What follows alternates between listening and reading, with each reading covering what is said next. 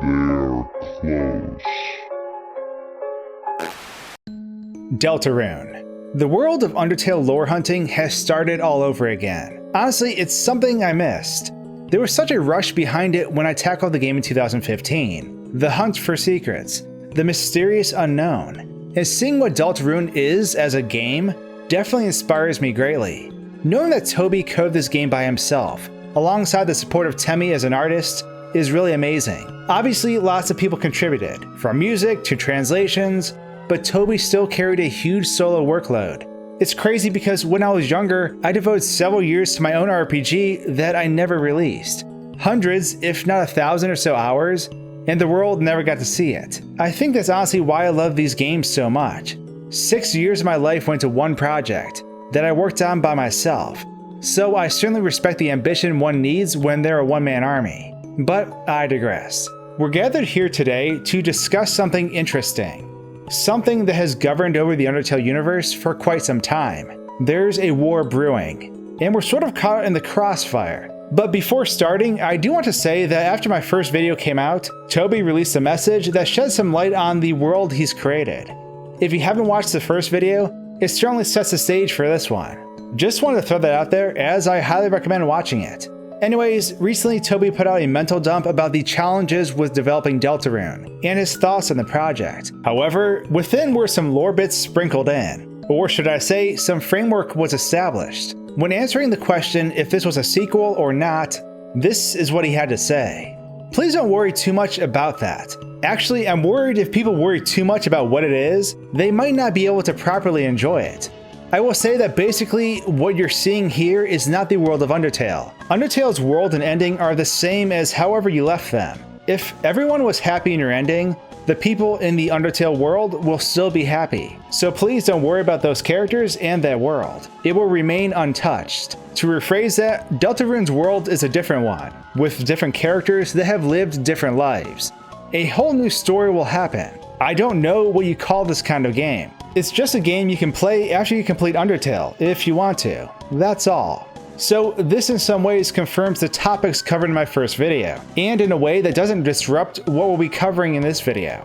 So Undertale as a whole is still complete. Its story is self-contained, but unfortunately characters like Sans know there is more to it than just one tale.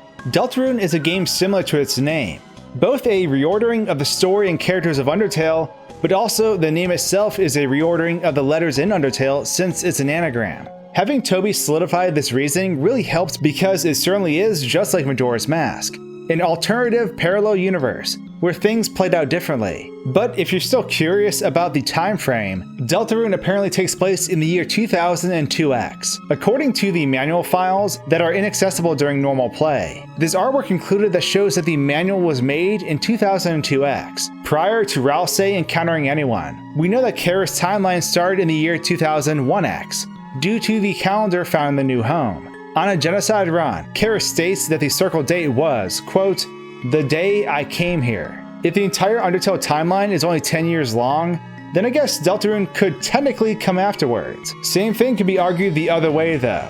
It's impossible to tell, so it makes more sense approaching the series like Toby said. A different world that doesn't rely on the former. But with this, did the monsters defeat the humans in a war? Is that why we don't see any other humans? It's interesting because there aren't really any records of a fight at all. The war of the humans and monsters didn't take place. Because if it did, wouldn't Gerson's tombstone reference that he was a great war hero, like Undyne said he was in Undertale? This alternative timeline seems to be currently one of peace, minus the dark world we visit. It's funny because it's almost like one level deeper than Undertale's story. In Undertale, a human fell into the underground, and in this story, a human who's alone, and may have fallen into this monster area, falls into the dark world. It's like having a basement below a basement story-wise. So if the stage is set, then the root world, as in the town we live in, seems to be one that lacks major conflict, where the subworld is full of conflict. But that doesn't mean everything is okay, because trouble is brewing.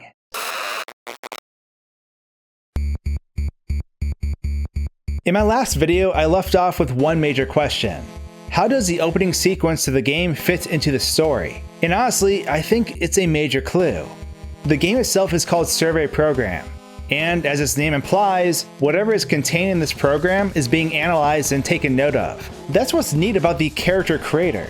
We have the ability to create a person out of thin air, but ultimately the overarching creator deems this not a fit. We have no choices. We follow only one set path. Deltarune is all about our choices not having an effect, whereas in Undertale, our choices were everything. We can't choose to do a genocide route because no one will die. We can't choose options with Susie, and so much more. The funny thing about the character creator is we are merely developing a follower of Gaster, another great entity that exists on the edge of reality of the world. If we dive into the game files, we can even see that every part of our customizable character is labeled as a Goner, just like Goner Monster Kid and Goner Clam Girl from the Nintendo Switch version. They are aligned to Gaster based on the sounds associated with them, and the color palette that mirrors Gaster's followers. But why? What does all of this really mean? And the really weird thing is, Gaster doesn't have to be gone in this timeline. No core was ever developed, and he may not have fallen into his creation. And I think I have an idea where he might be residing. If he heads south of town, or I suppose down because I have no idea if it's actually south, you'll come across a sealed door that leads underground. However, the closer you get, the louder a weird noise plays.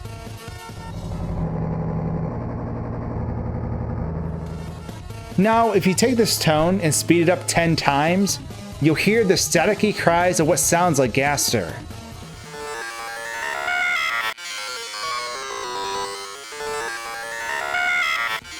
It's pretty similar to the garbled sound effects you get if you try using your cell phone in the dark world.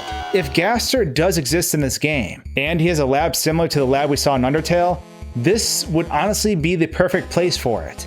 Deep underground, beneath the forest. But even if Gaster doesn't exist in this game, his work surely does, and his work is what is influencing the effects of Chara. Gaster was scattered across time and space due to his experiments, but judging by Deltarune, I don't think he was actually broken apart like I always envisioned it. Gaster is creating timelines, and where there are timelines to ruin, Chara will follow. It's the ultimate game of cat and mouse. Gaster, among other characters like Flowey/Azrael and Chara, realized they exist within a game world. A world that resets and starts all over again. With a world like that, there's no looking outwards. There's always a barrier you can't pass, the barrier into the real world. However, that doesn't mean one can't explore infinitely inwards. And I'm pretty sure that's exactly what Gaster is doing. If you can't go out, go deeper. If you can't approach the end of a timeline, maintain yourself in the middle. What I believe is, Gaster has been creating new worlds within the overarching framework of the existing one. Separate universes that still play by the same rules as the original. However, he's created a world where choices are excluded. Because if choices can't be made, negative influence can't manifest itself. I think Gaster was trying to create the perfect world, where one person's choices could not lead to the destruction of it. This Deltarune timeline could very well be multiple versions deep, especially if Chara keeps figuring out a way to sneak in. After all, like Chara said, let's erase this pointless world and move on to the next. Gaster and Chara are kind of like the yin and yang of the world at the moment. One bestows creation, although through unorthodox methods, and one takes it all away. There's an invisible struggle going on between the two, behind the scenes. And yet, the characters in the game merely carry on in society. Although choices seem to be restricted, we know that our determination is acting against that. Even in the dark world, our choices seem to amount to nothing. Regardless if we fight or act, the same results seem to come about. All except one. The defeat of the king can either be him getting carried away by his subjects, or him falling asleep. And this depends if you were someone who attacked others, or someone who was a pacifist. But this crack in the rules shows that in this subworld, the dark world of Deltarune's universe, that the rules are capable of being broken. And all it took was that one little crack, that one defiance to let Chara in like a virus. We get taken over by their thirst for blood, and our heart is banished to a cage. But at this point, the power of choice has been restored. Even though we're caged, our heart can still move. We can move our heart despite being trapped, and that shows our determination to resist and make choices is coming alive. Gaster's creation, this perfect society timeline, is about to crumble. And I imagine that Chapter 2 is going to be very, very interesting. don't forget. But that's just my thoughts on all of this. I could be completely wrong, so be sure to share your thoughts in the comments below. And with that, thanks for tuning in to this Deltarune struggle. Probably not surprising, but with each theory I write, I come up with others along the way. I definitely want to cover the Dark World at some point soon. Anyways, thanks for watching guys and gals, and until my next video, cheers.